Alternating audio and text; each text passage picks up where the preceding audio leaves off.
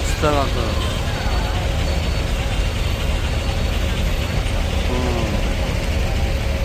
ಕ್ಲಾರಿಟಿನೇ ಇದೆ ಸಖತ್. ಇನ್ನೂ ಚೂರು ನಿಂತ್ಕೋದ್ರೆ ಇನ್ನೂ ಕ್ಲಾರಿಟಿ ಕೊಟ್ಟರೆ ನಿಮಗೆ.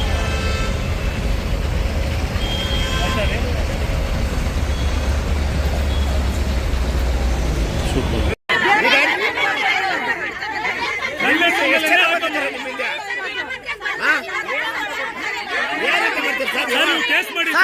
ಸರ್ ಲಾಠಿ ಕೊಡ್ರಿ ಸರ್ಗೆ, ಎಲ್ಲರಿಗೂ ಲಾಠಿ ಚಾರ್ಜ್ ಮಾಡಲಿ, ಲಾಠಿ ಕೊಡ್ರಿ ಲಾಠಿ ಚಾರ್ಜ್ ಮಾಡಿ ಸರ್. ಸರ್ ಹೊಡೆದು ಸಾಯಿಸಿ ಸರ್, ಲಾಠಿ ಚಾರ್ಜ್ ಮಾಡಿ. ನೀವು ಆವತ್ತಿಂದ ನಿಮ್ಗೆ ಸಂಚಾರ ಅಂದ್ರೆ ಕಷ್ಟ. ಈ ಸಂಚಾರ ನಮಗೆ ಭಾರಿ ನೋವು ಸರ್. ಮಾರೋದು ತರಕಾರಿ ಸರ್. ಯಾರೋ ಸತೀಶ್ ಅಣ್ಣ ಒಬ್ರು ಬದುಕೋದಕ್ಕೆ ಮಾಡ್ತಾ ಇಲ್ಲ, 10 ಜನ ತಿನ್ನೋದಕ್ಕೋಸ್ಕರ ಮಾಡ್ತಾ ಇರೋದು. ಮಾತಾಡಿ ಸರ್, ಮಾತಾಡಿ.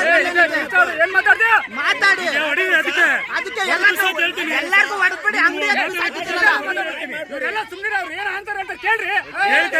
ನೀವು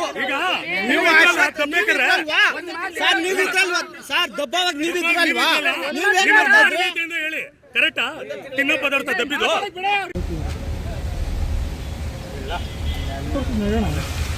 ಗೋಡನಲ್ಲಿ ಮಲ್ಸ್ಬಿಟ್ಟಾರ ನೋಡಿ, ಹಂಗೆ ಅಂತ ತೋರಿಸ್ತಾರೆ.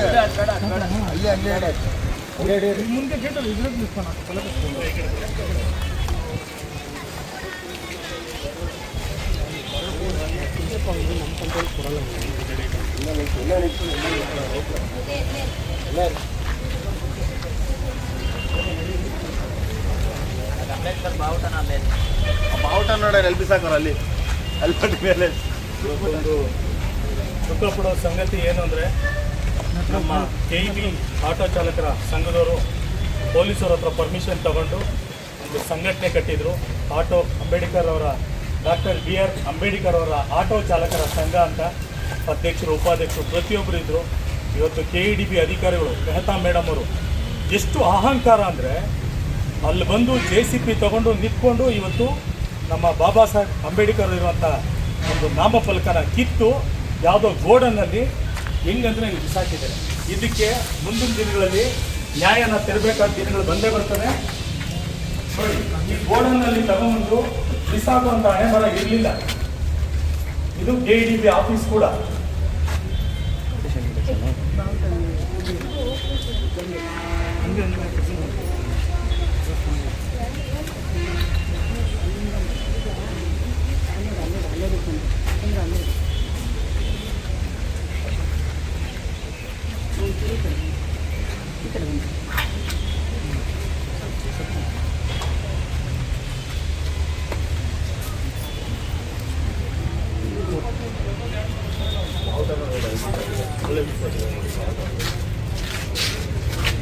ಸ್ವಲ್ಪ ದಾರಿ